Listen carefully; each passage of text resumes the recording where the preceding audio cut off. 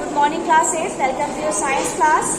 Today we are going to study recycling of paper जो आज का हमारा टॉपिक है.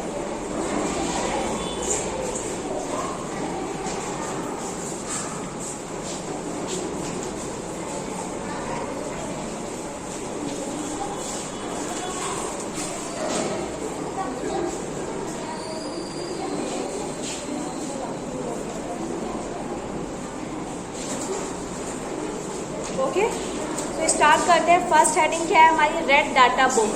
रेड डाटा बुक में उन एनिमल्स या उन जो हमारे फॉरेस्ट होते हैं, फॉरेस्ट में जो प्लांट्स होते हैं, ऐसे एनिमल और प्लांट्स का रिकॉर्ड होता है जो अब क्या हो गए हैं, एकदम एक्सटिंक्ट हो गए हैं. Professor Ahmed explains about red data book to the children. He tells them that red data book is the source book which keeps a record of all endangered animal and plant. जो professor Ahmed ने थे उन्होंने बच्चों को explain किया कि जो red data book है उसमें क्या होता है, एक सोर्स होता है जिससे हमें पता चलता है कि कौन से एनिमल और प्लांट क्या हो गए हैं, अब एक्सटिंक्ट हो गए हैं, गायब हो गए हैं. ठीक है, जो पहले अर्थ में पाए जाते थे लेकिन अब क्या हो गए, अब नहीं पाए जा रहे हैं. So there are different red data book for plant, animal and other species. तो अलग अलग जानवरों की, मतलब एनिमल्स की एक रेड डाटा बुक अलग है, प्लांट्स की अलग है, माइक्रो ऑर्गेनिज्म की अलग है. तो बहुत सारी अलग अलग रेड डाटा बुक है जिसमें अलग अलग स्पेसीज के जो एक्सटिंक्ट हो गए हैं उनका रिकॉर्ड है. ठीक है, so further log on to www.will.government.in and page primitives. ये कुछ हमें साइट्स बताई गए हैं जिसमें हमें पता चल सकता है कि कौन कौन से एनिमल अब क्या हो गए हैं, एक्सटिंक्ट हो गए हैं. ठीक है, यहाँ पे इनका रिकॉर्ड पाया जाता है. इसके बाद है माइग्रेशन. माइग्रेशन टर्म आपने सुना होगा. बर्ड अधिकतर माइग्रेट करती हैं, पढ़ा हुआ है पहले भी. The excursion party then enter deeper into the forest under the guidance of Madhav ji. Madhav ji के गाइडेंस में जो बच्चे थे और प्रोफेसर अहमद थे, तो वो क्या हुआ, और ज़्यादा अंदर जो हमारा पंचमरी बायोस्फीयर रिजर्व था उसमें और अंदर गए. They sit near the Tawa reservoir to relax for some time. फिर वहाँ पे उन्हें एक ताल टाइप्स दिखी, वहाँ पे वो लोग कुछ टाइम रिलैक्स करने के लिए बैठ गए. Paheli observe some of the bird near the river. Paheli ने देखा कि कुछ बर्ड्स रिवर के पास, नदी के पास उड़ रही हैं. ठीक है, कुछ जो बर्ड्स हैं वो क्या हो रही हैं, नदी के पास उड़ रही हैं. Madhav ji tells the children that these are migratory bird. Madhav ji ने चिल्ड्रंस को क्या बताया कि ये जो बर्ड्स हैं वो क्या है, माइग्रेटरी बर्ड्स हैं. These birds have flown here and other parts of the world. ये क्या है, जो बर्ड्स हैं वो दूसरी जगह से उड़ के यहाँ पे आई हैं और कुछ टाइम बाद यहाँ से उड़ के दूसरी जगह चली जाएंगी. Migratory bird fly to far away areas every year during a particular time because of climatic change. ये जो माइग्रेटरी बर्ड होती हैं वो क्या करती हैं, बहुत दूर दूर से एरिया से फ्लाई करके आती हैं एक पर्टिकुलर टाइम ऑफ पीरियड में. मतलब जब क्लाइमेट कंडीशन वहाँ पे ऐसी हो जाती है एक जगह में, जब वो सर्वाइव नहीं कर पाती तो उड़ के वो दूसरी जगह चली जाती है, ऐसी जगह चली जाती है जहाँ वो ईजिली सर्वाइव कर पाए. ठीक है, they fly for laying eggs as the weather in their natural habitat becomes very cold and inhospitable. Birds who cover long distance to reach another land and are known as migratory bird. ठीक है, जो animals, मतलब जो भी हमारी birds होती हैं, जब वेदर बहुत ज़्यादा कोल्ड हो जाता है उन्हें एग देने होते हैं. ठीक है, तो जब वेदर बहुत ज़्यादा कोल्ड होगा तो उनके एग सर्वाइव नहीं कर पाएंगे, इसलिए वो ऐसी जगह चली जाती हैं जहाँ पे उनके एग सर्वाइव कर सकें. तो एक क्लाइमेटिक कंडीशन की वजह से जब कोई भी माइग्रेशन करता है, मतलब अपनी रहने की जगह चेंज करता है, उसी को हम लोग क्या टर्म देते हैं, माइग्रेशन टर्म देते हैं. और जो बर्ड माइग्रेशन करती हैं वो कौन सी बर्ड हो जाती है, माइग्रेटरी बर्ड.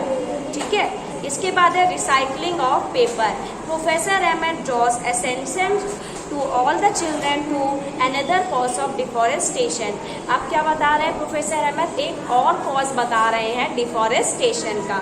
ठीक है, ही tells them that in takes 17 full grown trees to make 1 ton of paper. वो क्या बता रहे हैं, कम से कम 17 पूरे अच्छे से ग्रोन ट्री जब काटे जाते हैं तब जाके 1 टन पेपर हमारा बन पाता है। Therefore we should save paper, इसलिए हमें क्या करना चाहिए, पेपर को सेव करना चाहिए, जो फाड़ फाड़ के फेंक देते हैं वो नहीं करना चाहिए।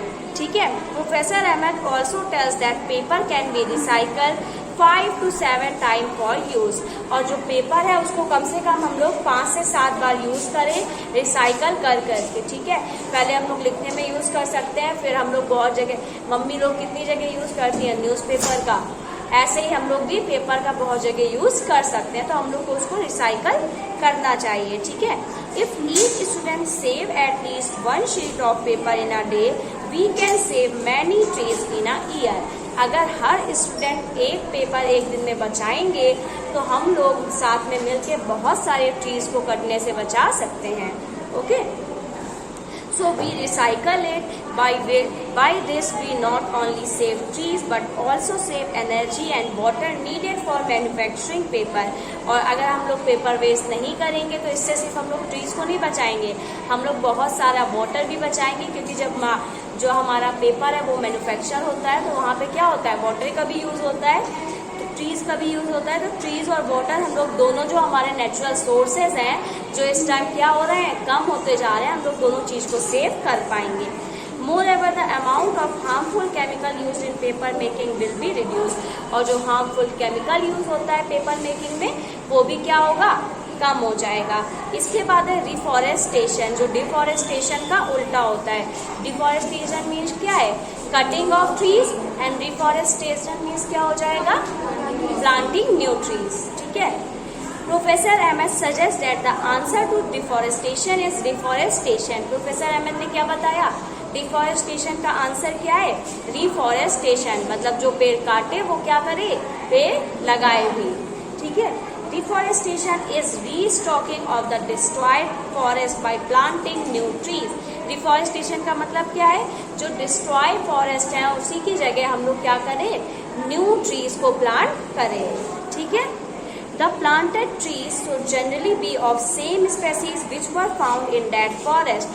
और जो हम लोग ट्रीज प्लांट करें वो क्या हो, जैसे कि जो ट्री वहाँ पे पहले लगा था वही ट्री अगर हम लोग प्लांट करेंगे तो जल्दी ग्रो हो जाएगा। अब ऐसा नहीं है, बहुत सारे हमारे मैंगो के ट्री लगे हैं, वहाँ बीच में अगर हम लोग नीम का ट्री उगाना चाहेंगे तो उसको क्या करेगा, उसको बहुत ज़्यादा टाइम लेगा। लेकिन अगर हम लोग मैंगो का सीड वहाँ पे डालेंगे तो वो जल्दी उग जाएगा, क्योंकि वो अभी वहीं पे उगा हुआ था। तो हम लोग ने जो वहाँ पे पूरा पर्टिकुलर एरिया में जो प्लांट उग रहा है, अगर हम लोग वही प्लांट करेंगे तो वो ईजिली बहुत जल्दी ग्रो हो जाएगा। ठीक है। We should plant at least as many trees as we cut. कम से कम हमें उतने ट्रीज को ग्रो करना चाहिए जितने ट्रीज हम लोग कट कर रहे हैं अपने यूज के लिए। Reforestation can place naturally also, और रिफॉरेस्टेशन क्या होता है, नेचुरली भी होता है। आप लोग ऑलरेडी लास्ट क्लास में पढ़ चुके हो, बहुत बार सीड डिस्पर्जल पढ़ा हुआ है ना। सीड डिस्पर्जल में क्या होता है, कोई जो बर्ड्स होते हैं या एनिमल्स, उनकी वजह से उनकी बॉडी में सीड लग के वो लोग दूसरी जगह डाल देते हैं और वहाँ से फिर नया प्लांट ग्रो हो जाता है। ठीक है। तो इस तरह से नेचुरली भी प्लांट बहुत सारे ग्रो हो जाते हैं। ठीक है।